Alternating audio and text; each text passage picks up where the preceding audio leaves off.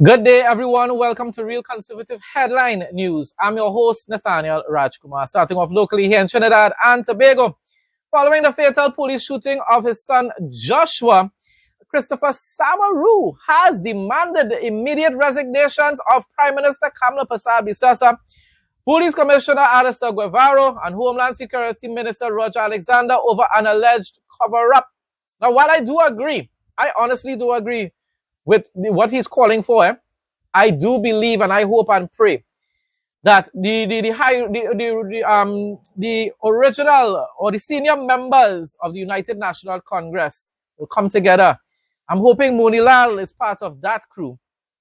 Come together, unite, and call for a vote of no confidence in the Prime Minister of Trinidad and Tobago. And there must be some sort of legal way to remove her from being the leader of the political party as well. So that the president will be able to appoint someone else from the United National Congress to lead us for the next 4 years. We cannot continue. I don't know what happened to Kamla. I don't know. I don't know if it's because of vengeance. I don't know if she's spiting the whole population because people failed to go out and vote for her in large numbers back in 2020 and 2015. I don't know. Something is wrong. Something is terribly wrong because this is not the Kamla we knew in the past. Speaking at his lawyer's office, Samaru accused authorities of protecting officers involved in the St. Augustine incident. Joshua was killed and his partner, Kaya Sealy, was left paralyzed. While police claimed there was a shootout, video footage showed Joshua surrendering before police opened fire.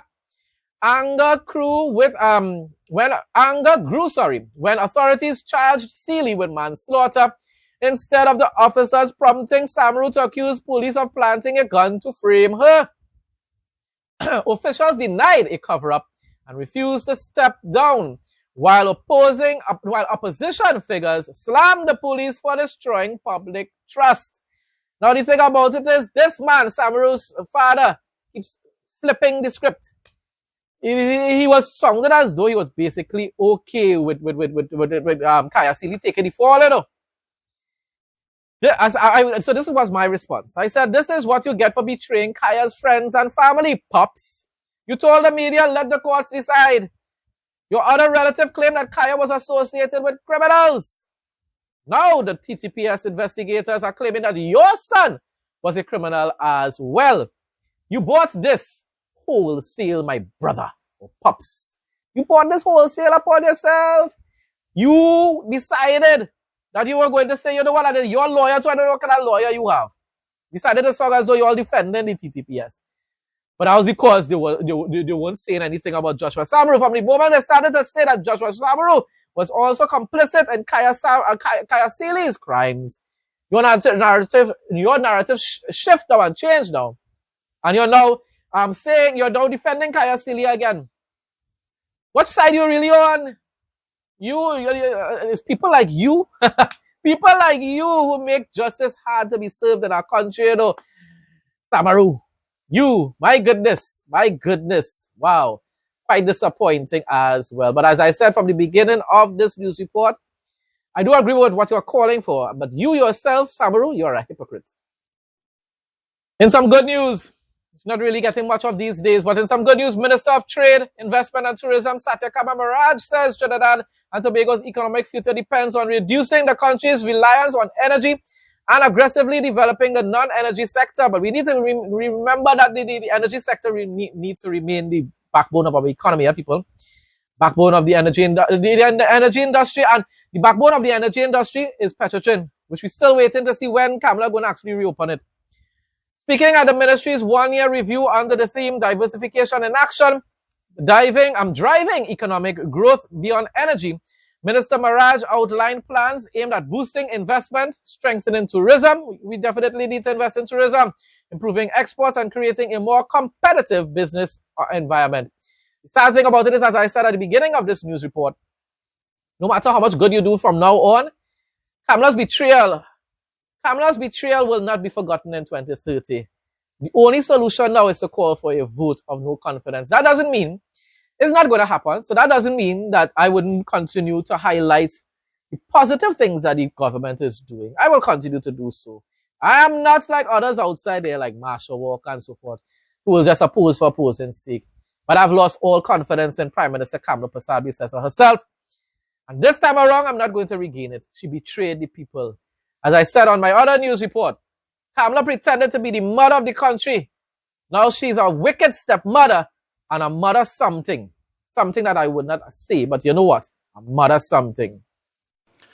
Today is not simply a report on activities undertaken over the past year. It is a report on the beginning of a new framework for economic transformation, institutional alignment, and national development. In many respects, this manner of reporting by a minister and a ministry may be somewhat unique, but by the end of today's presentations, I believe you will better understand not only what we have done, but more importantly, why we have done it. When I entered the ministry, I did so with more than 4 decades of experience in manufacturing, exports, investment, and international trade. Not from theory alone, but from first-hand experience building a business, creating jobs, competing internationally, generating foreign exchange, and navigating the realities and challenges of economic development. That experience shaped certain convictions which I believe are directly relevant to the future growth and diversification of Trinidad and Tobago. For many decades, Trinidad and Tobago's economy has relied heavily on the energy sector, which has contributed significantly to national development and foreign exchange earnings. But our country also possesses enormous untapped potential in the non-energy sectors. Transformation and development of the non-energy sectors is about building a more balanced, resilient, and sustainable economy capable of generating broader opportunities, stronger foreign exchange earnings, increased competitiveness, and long-term national stability. Because countries do not transform by accident. They transform through deliberate strategy, coordinated execution, and visioning. Weather report for Trinidad and Tobago on Thursday, May 28, 2026. The weather will be sunny, hazy, and breezy with a high temperature of 33 degrees Celsius and a low of 26 degrees Celsius. While the day will be mostly bright, you can expect a few partly cloudy breaks bringing isolated afternoon showers or thunderstorms. Data shows a high concentration of Saharan dust in the area, so please take precautions if you are sensitive to dusty air. Spring tides will also start on this day, creating rougher conditions along the coast. The temperature will feel like 35 degrees Celsius. Wind speed will be 10 to 45 kilometers per hour coming from the east. Humidity will be 65% to 85%.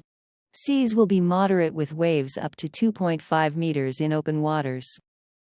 Regional news now. President Dr. Irfan Ali on Tuesday announced that the government of Guyana will launch a diaspora bond within 1 week, creating a new investment mechanism aimed at mobilizing overseas Guyanese to help finance major public infrastructural projects locally in the country. The announcement made during a press conference at the National Stadium, Providence, marks what could become one of the government's most significant diaspora financing initiatives in Guyana as Guyana accelerates its national development agenda.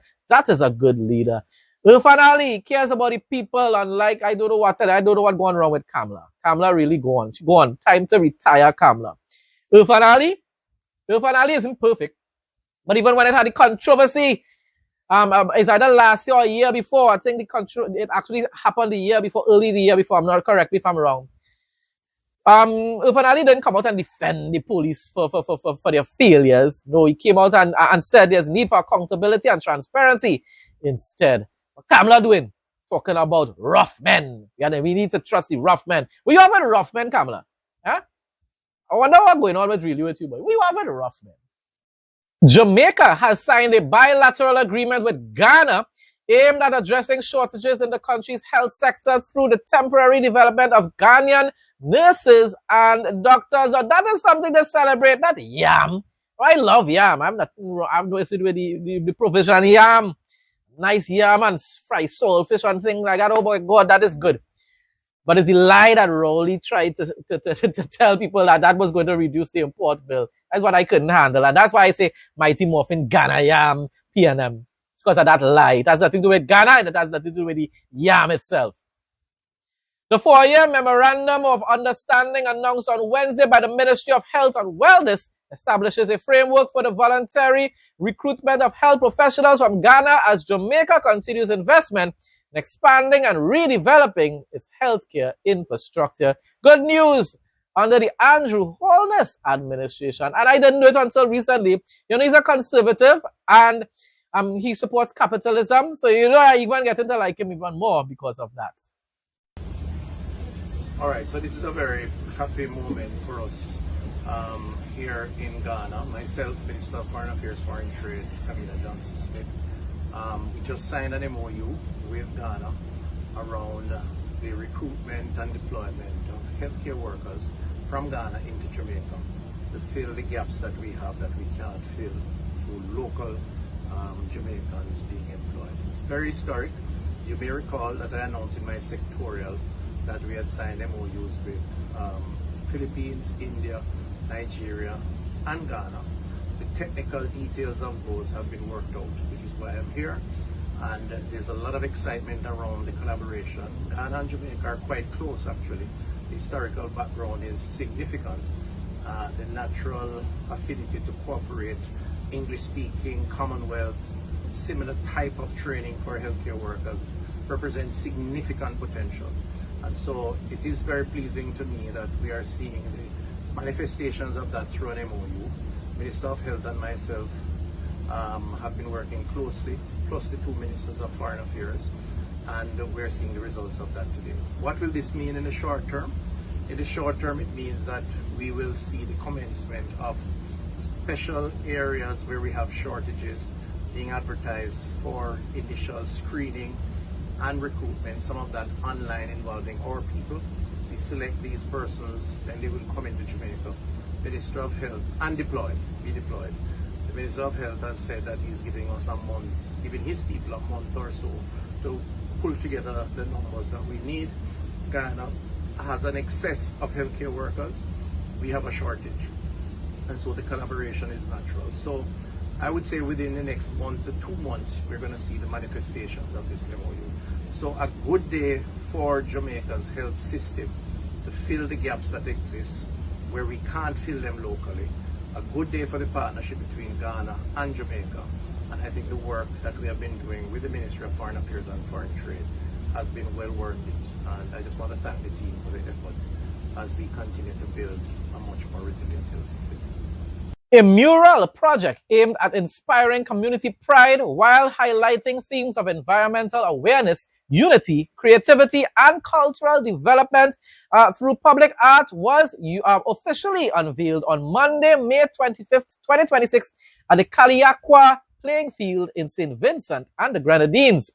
The initiative was hosted by the Ministry of Culture in conjunction with Parliamentary Representative for East St. George, Laverne Gibson Velox. During her address at the ceremony, Minister Gibson Velox said the initiative forms part of ongoing efforts to strengthen community identity through the creative industries while creating positive artistic experiences for people across St. Vincent and the Grenadines. Their government and all doing quite good without any big set of controversies. While here in Trinidad and Tobago, our Prime Minister only said it's to buff the country and tell the people that they're criminals if we oppose the police. Today marks the beginning of a dream to create murals throughout the constituency depicting our great ones. About 5 months ago, as the new MP for East St. George, I was invited to meet with the directors of Rainforest. There was no agenda, just conversation about plans for East St. George. I casually mentioned converting a plain wall along the highway in Calicut into a mural. Lo and behold, the directors understood the vision I pitched, which was in sync with their vision for increasing the aesthetic value of Calicut. When I thought they were waiting on me to start the project, they were done planning, sourcing artists, and about to land at the Argyle International Airport. So enthusiastic were they to begin this project. And I wish to express to the owners, directors, and management of Rainforest my heartfelt gratitude and sincere appreciation for the pivotal role they have played in arguably one of the most beautiful murals I have ever seen. It depicts everything we associate with East St. George, and I speak for the entire constituency when I say thank you to Rainforest for your generosity and your immense contribution to this project and our town. Students and representatives from New York's Performing Arts Technology High School donated musical instruments to the Coleridge Parish School and St. Leonard's Boys Secondary School during their cultural exchange visit to Barbados. The initiative formed part of a partnership involving the Ministry of Education, Transformation, and I Will Graduate, aimed at strengthening cultural and educational ties between students in Barbados and the United States. The same United States that the tribal Caribbean people do like. That's a whole different discussion. And that's why I tell you, we're just living in a sad time. Because we have traitors like Kamala here in Trinidad and Tobago, and then we have other Caribbean leaders who despise white man America, yet always want to live in the people's country, or always end up having some types of deals with them, trade deals and so forth with them. Because we need America, you need America, anyhow you take it. I don't like everything that Trump doing, but I still think he's a much better leader than the Democrats and Kamala Harris. Lord Father, I hope it's not like the UNC, you know. UNC basically over. That's it for the UNC. The Republicans are not as radical in their ways of thinking as the UNC. So at the end of the day, I hope that the Republicans go out in November and vote and make sure that they keep control of both the lower house and the Senate. On behalf of Superintendent Dr. White, my principal, Ms. Gambino, we donate these regards to you, okay? Ms. Interesting.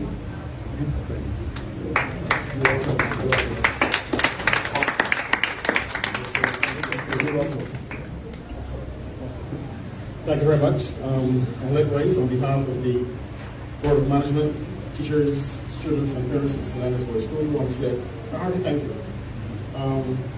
Music is part and parcel of our culture at St. Leonard's. And these instruments will go a long way to help enriching lives and benefiting students now and in the future. So we thank you very much. You're welcome. Very welcome.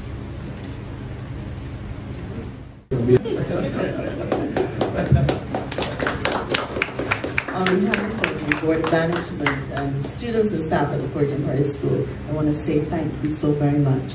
As you see, we have a collective, not just a steel band. So we have other instruments now that would enhance that collective. And I hope that you enjoyed the Speightstown yesterday, and you enjoyed being on the Esplanade, and the patrons of Speightstown had a good, delightful afternoon because of your presence as well. So thank you again so very, very much.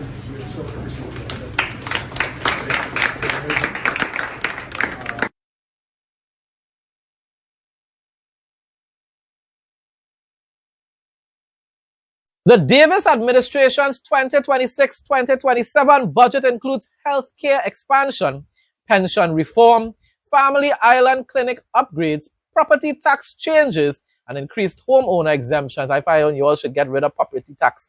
Nobody's supposed to be paying tax for something that they own. That is nonsense. While you're buying material and stuff like that, you're already paying tax. You want to charge people a rent, basically. No.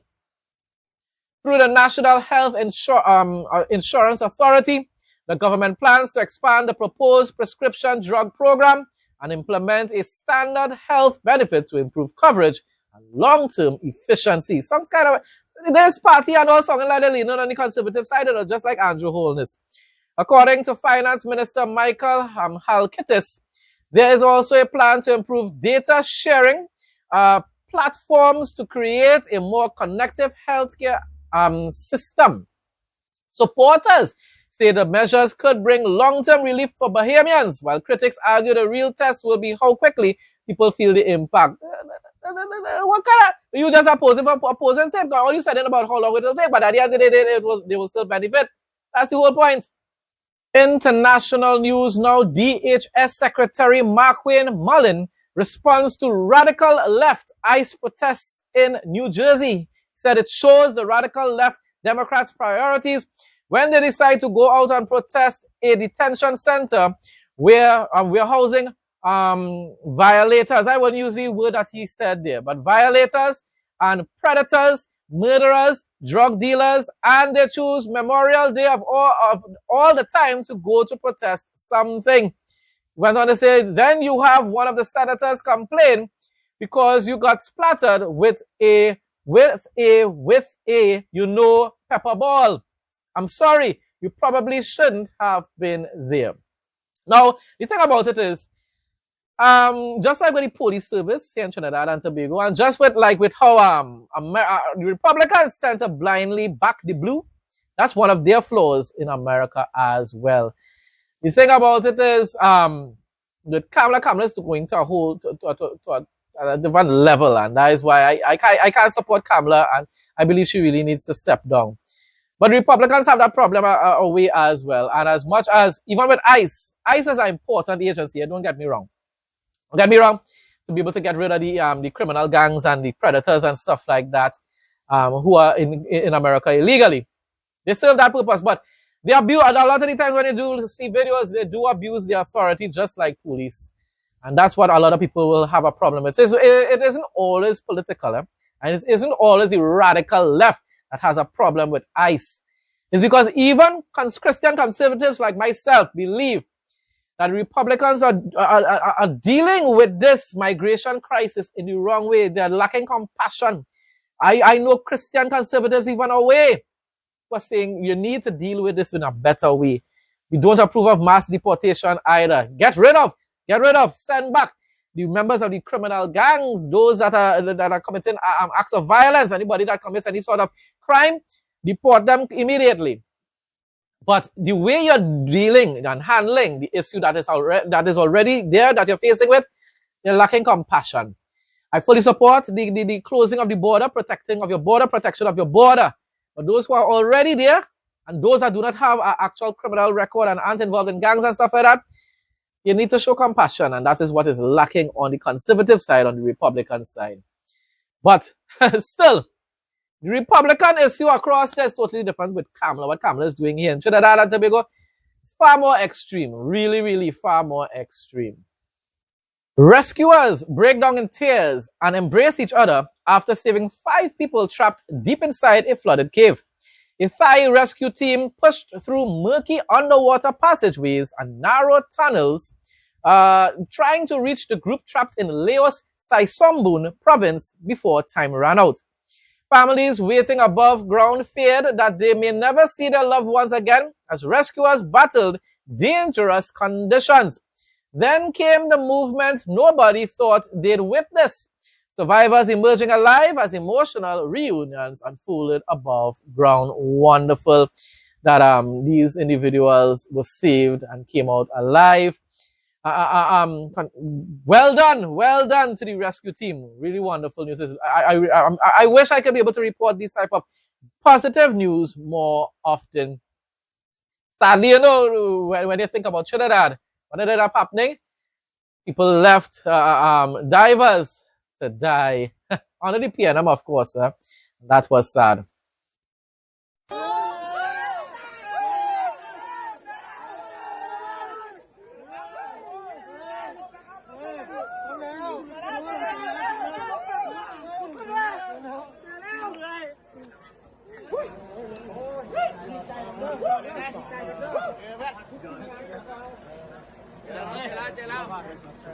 Bible quote of the day.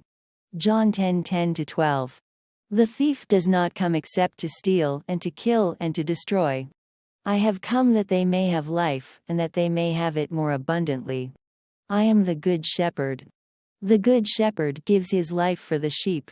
But a hireling, he who is not the shepherd, one who does not own the sheep, sees the wolf coming, and leaves the sheep and flees, and the wolf catches the sheep and scatters them. Folks, that brings us to the end of today's headline news. Thanks again to everyone who continues to support my content. Please like, comment, share, and subscribe. Stay blessed and stay safe most of all. In Jesus' name.